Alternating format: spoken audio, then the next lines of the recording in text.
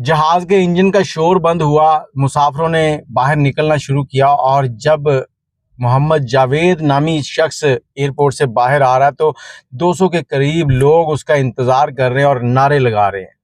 ये वो लम्हा था जिसने उसकी 19 सालों की थकावट खत्म कर दी। कोई पता नहीं मैं कामयाब होया कि नहीं, लेकिन मैं हार के नहीं आया, अल्लाह दी कसम। अस्सलाम वालेकुम, कैसे हैं आप लोग। मैं हूं आपके साथ अदनान और आज वीडियो बनाने का मकसद ये है कि आप लोगों को कुछ इन्फॉर्मेशन ऐसी दी जाए जो कि ज़रूरी है।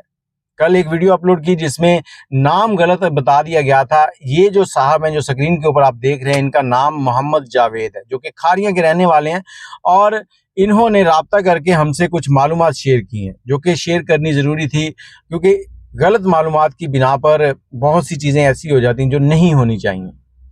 अब मोहम्मद जावेद साहब जो हैं ये तकरीबन 19 साल पहले अपने वालिदैन की खिदमत कर रहे थे, कोई छोटी मोटा रोज़गार कर रहे थे। ये 2 भाई और 2 बहनें थे और घर का जो गुज़र बसर है वो हैंड टू माउथ चल रहा था। अब किराए का घर था, खाने के मसाइल, सब चीज़ें इनके सामने थी और बहुत सी चीज़ें जो मैं यहाँ बयान नहीं कर सकता, क्योंकि जो दर्द होता है जिसको होता है वही उसको फ़ील कर सकता है।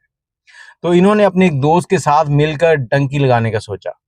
तो 19 साल पहले मुल्क की हालात, डंकी के हालात कुछ और थे, तो इन्होंने डंकी लगाई और काफ़ी मुल्कों से गुजरते हुए फ्रांस पहुँचे।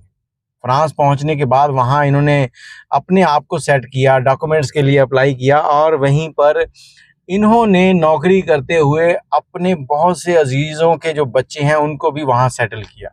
अब ये उनको वहाँ पर बुलवाते रहे, उनको सेट करते रहे, नौकरी का बंदोबस्त करते रहे और अपनी जद्दोजहद जारी रखी। रोज़ाना माँ से बात करनी, बाप से बात करनी। फिर एक दिन ऐसा लम्हा आया कि जब इनको बताया गया कि इनके वालिद साहब का इंतकाल हो गया है। वालिद साहब का इंतकाल हुआ, ये वो गम का लम्हा था जब हर बेटा चाहता है कि मैं घर पे हूँ और मैं अपने बाप के मैयत को कंधा दे सकूँ, लेकिन वो इनके नसीब में नहीं था। इन्होंने उसी चीज़ को दूसरे तरीके से लिया, इन्होंने और ज़्यादा मेहनत की और ज़्यादा लोगों की खिदमत की। ये कह लें कि इनके इलाके में इनका नाम चलता था कि फ़लाँ बच्चा जो है ना वो हमारा बच्चा है। कोई इनको ये नहीं कहता था कि ये किसी दूसरे का बच्चा है। हर शख्स इनको अपने बेटे के नाम से पुकारता था कि जवेद अपना पुत्र है, जवेद या और कोई जमना ही कोई नहीं। तो जवेद ने भी बिल्कुल वैसे ही करके दिखाया है। जवेद ने वहां बैठकर जो लोगों की खिदमत की है शायद ही कोई परदेसी कर पाता हो। अगर 100 परदेसी है ना, 100 में से 5 ऐसे निकलेंगे जो इस तरह के काम करते हैं। जवेद ने अपने घर वालों के लिए घर तामीर कराया, अपनी बहनों की शादियां करवाई और उसके बाद फिर वो साल आ गया जब जवेद को एक और गम से गुजरना पड़ा। वो गम था इसकी माँ की मौत का। माँ की मौत जब इसको पता चला तो परेशानी मैंने पहले भी आपको बताया कि ये उसी की होती है जिस पे बीत रही हो। मैं सिर्फ उसको बता सकता हूँ, मैं उसको फ़ील नहीं कर सकता। अगर मैं कोई परेशानी फ़ील कर सकता हूँ तो वो मेरी अपनी है जो मेरी ज़ात से जुड़ी होगी। अगर किसी और की परेशानी है तो मैं उस तरीके से कभी भी उसको फ़ील नहीं कर सकता जैसी उसके साथ गुज़र रही है। और ख़ास तौर पर जो परदेसी भाई होते हैं, जब ये बाहर बैठे हों और ये वहाँ पर इस तरह की चीज़ें देखते हैं तो बड़ा दिल दुखता है। ना कोई कंधा देने वाला होता है जो कहे कि यार भाई मैं हूँ ना।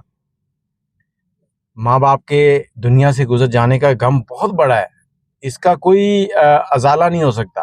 कोई कहे ना कि मैं तुम्हारा ये गम ख़त्म कर दूंगा, ना, ऐसा नहीं हो सकता। और इसी गम के साथ फिर इनको एक बार जब पता चला कि इनकी एक बहन की भी डेथ हो गई है। आपने वीडियोस में देखा होगा 3 कब्रें एक साथ है, वहाँ पर भाई रो रहे हैं। ये बहुत से लोग बातें करते हैं यार ऐसी दिखावा है। जो शख्स 19 साल के बाद अपने मुल्क आया और आते ही उसको सामने जिन लोगों को वो घर में छोड़ के गया था, बहन को, माँ को, बाप को, वो सामने नहीं है और वो कदम रखते हुए फील कर रहा है कि काश मेरी माँ मुझे आवाज़ दे कि बेटा मेरा पुत्र आया ही, जवेद आया ही। तो वो फीलिंग कभी भी नहीं कोई भी दे सकता।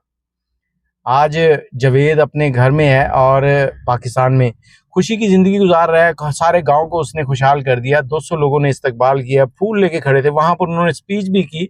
लेकिन जो उन्होंने दुख सहे हैं वो कोई नहीं समझ सकता।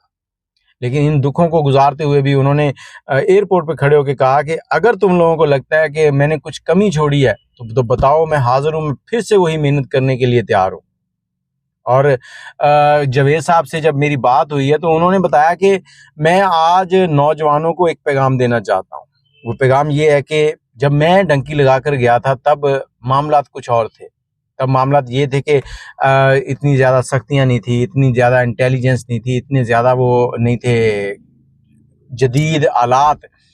आज अगर आप डंकी लगाते हैं तो अगर 10 कश्तियाँ डंकी वाली जाएँ तो शायद 1 कश्ती पहुँचती है, 9 जो हैं वो रास्ते में डूब जाती हैं, मर जाते हैं और सैकड़ों में से एक आध ऐसी होती है जिसकी रिपोर्ट इंटरनेट या मीडिया के ऊपर आती है और ववेला मचता है, वरना बहुत सी माँओं के लगते जिगर जो हैं वो गुमनामी में ही इस दुनिया से चले जाते हैं। सिर्फ घर वालों को पता होता है कि हमारे बच्चे जो हैं वो अब इस दुनिया में नहीं रहे। तो मैं आप लोगों से यही कहना चाहूँगा, जावेद भाई का पैगाम जो है कि मेहनत करें और कोशिश करें कि अब आप लीगल तरीके से किसी भी मुल्क का सफ़र करें, नहीं तो आपके लिए परेशानी हो सकती है। बाकी आप सब जावेद भाई के लिए दुआ कीजिएगा, अल्लाह पाक उनको लंबी ज़िंदगी दे और इज़्ज़त वाली ज़िंदगी दे और औलादे नरीना से नवाजे और उनके मामला जो हैं इसी तरह से खुशहाली से चलते रहें और जो लोग उनको प्यार करते हैं इनकी तादाद में इजाफा होता रहे। बाकी अगर आप लोग उनसे रब्ता करना चाहते हैं तो ये एक आईडी है, ये फारूक साहब के नाम से है, इस पे आप इनबॉक्स कर लें या उनका इंस्टाग्राम है वो भी मैं यहाँ पे मेंशन कर रहा हूँ, आप उस पे जा सकते हैं। अल्लाह हाफिज़।